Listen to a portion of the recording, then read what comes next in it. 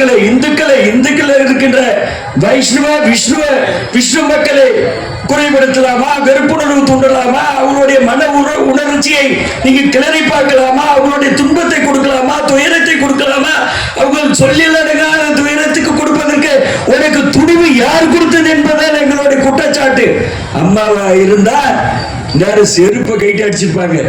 எந்த அமைச்சர் எடப்பாடியார் இருந்தா கூட உடனே அமைச்சர்கள் தூக்கி அடிச்சிருப்பாரு. ஏன் அந்த துணிவு பொம்மை முதலமைச்சருக்கு இல்லை என்பது எங்களுக்கு கேள்வி. ஏதோ கழகத்துடைய துணை பொதுச் செயலாளர் வந்து நீக்கிட்டா மட்டும் போதுமா? அரசு பணியில இருக்கிறாரா இல்லையா? அரசு பணியில வரும்போது என்ன சொல்றோம்?